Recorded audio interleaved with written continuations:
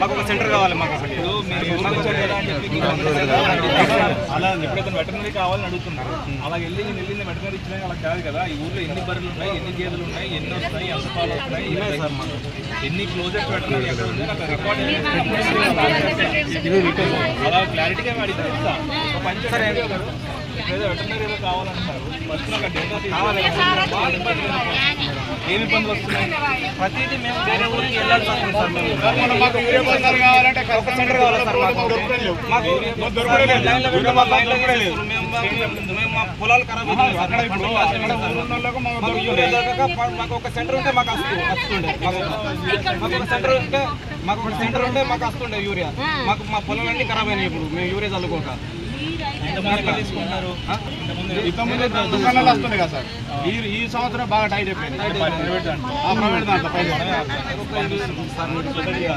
దయచేసి చేయాలి sir.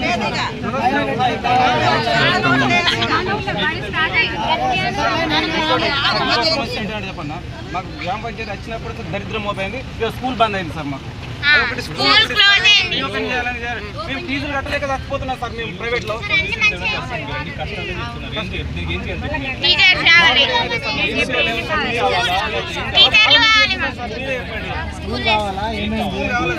Reopen చేయాలి.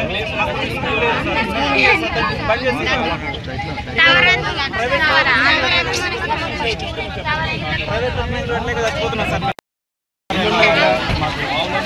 బాగా ఇబ్బంది ఎదుర్కోవాల్సి వస్తుంది సార్. మీరు రైతు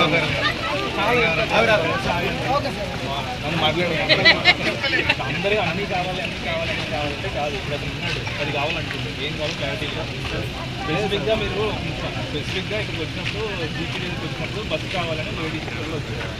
బస్సు అనేది మీ కలెక్టర్ చెప్తే బస్సులో వేస్తే ఎక్కడికి వెళ్ళినా బస్సులో వేయించారు. నా చేతులు లేదు. కానీ నేను ఆర్టీసీ వాళ్ళు మాట్లాడి ఈ ఊరు దమ్మాయిపేట కనుక్కున్నాను కూడా. దమ్మాయిపేట అట్లీస్ట్ అరేంజ్ చేయమని అడుగుతాను. అది నా చేతిలో ఉంది. అట్లీస్ట్ ట్రై చేయడం నేను చేస్తాను. బస్సు వచ్చేస్తుంది, ఈరోజు నేను వెళ్తున్నా, రేపు బస్సు వచ్చేస్తాను. నేను ఎలాంటి మాట నేను చెప్పను, ట్రై చేస్తాను. వస్తే వస్తుంది, లేదంటే మనం ఇంకెలాంటి విధంగా ట్రై చేస్తాం. ఒకటి మీరు అడుగుతున్నారు. ఇంకొకటి ఏదో అడిగారు, జీపీ చెత్త బండి రావట్లేదు లేదా? 5 నెలలకు ఒకసారి పెడతారు.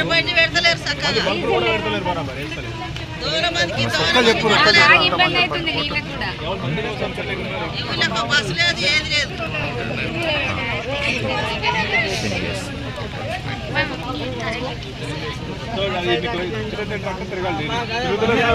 చెప్పిన కార్యదర్శి